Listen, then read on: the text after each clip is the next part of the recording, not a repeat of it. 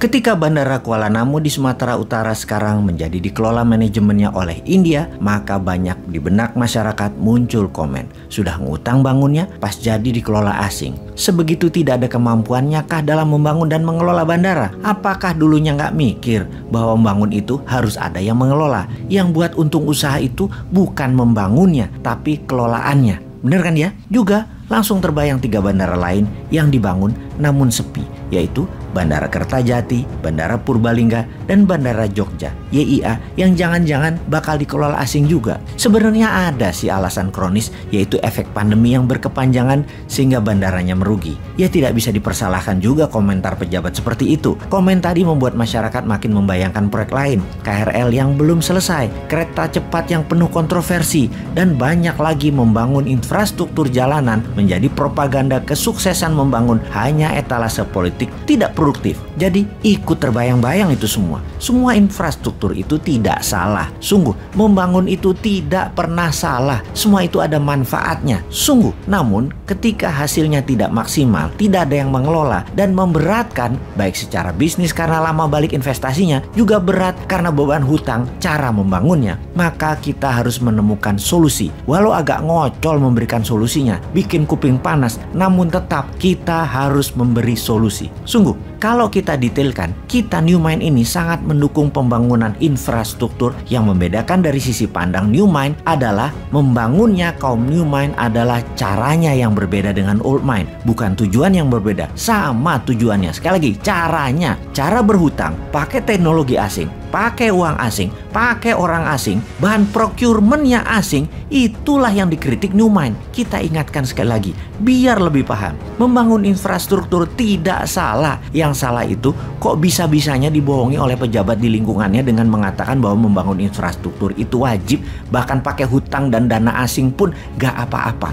Padahal berbarengan dengan itu semua, karena ada unsur asingnya, bisa jadi ini hanya akal-akalan yang pasti bisa membawa keuntungan pribadi pejabatnya. Bener deh, berhutang dengan asing itu salah. Membangun pakai asing itu caranya salah. Namun karena tidak tahu, tidak paham, tidak ngerti, ya ambiar jadinya keuangan negaranya. Dengan makin meningkatnya hutang dan uang beredar jadi sedikit di masyarakat. Kita rincikan, kita tahu di dalam membangun infrastruktur itu ada 2 macam. Ada infrastruktur statis, ada infrastruktur dinamis. Statis itu diam, seperti jalanan, jembatan, bandara, pelabuhan, rel. Infrastruktur dinamis adalah kendaraan yang mengisinya. Mobil, motor, pesawat, kapal laut yang mengisinya. Manusia yang mengisinya, barang-barang, barang konsumtif, barang produktif, apa aja. Semuanya barang itu adalah yang disebut pengisi infrastruktur statis. Entah bagaimana kok ditelan mentah-mentah dengan pemahaman bahwa negara Tiongkok membangun infrastruktur jalanan dan lain sebagainya sebagai landasan kemajuan negara Tiongkok. Maka jawabannya adalah salah, nggak sepotong begitu melihatnya. Yang dibangun Tiongkok bukan infrastruktur statis saja, tapi plus infrastruktur dinamis. Jadi jalanan dibangun ya isinya yang berupa mobil, truk, bus, motor, semua jadi paket, dimodali, dibuat, diproduksi dalam negeri juga berbarengan, bahkan isi truknya, isi busnya jadi satu paket juga, yaitu manusia dan barang produksi dan barang kebutuhan pokok yang semuanya merupakan produk dalam negeri untuk memenuhi kebutuhan domestik dan ekspor. Pendanaannya bukan hanya infrastruktur statis, tapi juga dinamis berserta isinya. Itu kuncinya. Maka kalau tidak sepaket pasti ambiar, dan terbukti sekarang BUMN karya-karya yang membangun jalanan ambiar semua. Kontraktor dan subkontraktor punya piutang tagihan tak terbayar di proyek-proyek tersebut. Karena IRR returnnya hanya dari infrastruktur statis yang gak bakal balik modal lama. Apalagi hanya mengandalkan isi kendaraan kebutuhan pribadi, bukan produktif serta komersial yang hanya ngabis-ngabisin bensin, oli, dan makin banyak impor lah kalau kayak gitu. Bukti lain lagi, kita ini niru Tiongkok hanya bungkusnya disertai ketidakfahaman bernegara pejabatnya. Jadi kasihan dan malu banget kalau dikupas kayak begini.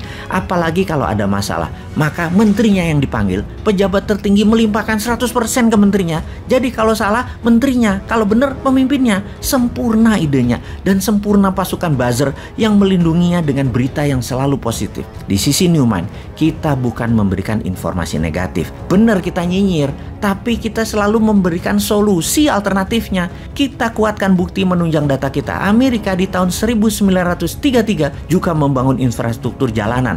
Namun tujuannya adalah demi industri mobil dan industri gasolin meningkat kebutuhannya. Strategi itu namanya create demand. Jepang setelah Perang Dunia Kedua membangun rel dan kereta api hingga kereta cepat dalam 20 tahun. Semua 100% produk dalam negeri Jepang. Tujuannya sekali lagi, create demand.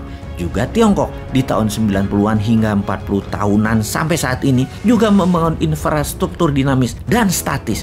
Juga untuk satu hal, create demand. Sementara kalau hanya infrastruktur statis yang dibangun, itu bukan create demand, tapi create supply. Yang punya demand, yang punya kebutuhan siapa? Ya pabrik Tiongkok yang perlu. Mereka memastikan bahwa produknya bisa sampai ke ujung desa-desa di seluruh wilayah. Yang tidak paham mengelola ekonomi dan membangun infrastruktur statisnya manut. Yang sesungguhnya create demand produk Tiongkok dengan disediakan infrastruktur statis di provinsi-provinsi lain di luar mainland Tiongkok. Sahabat, mudah-mudahan pada nggak paham ya dengan informasi kali ini. Teruslah rebahan, teruslah menjadi masalah dan beban APBN, dan teruslah mengeluh.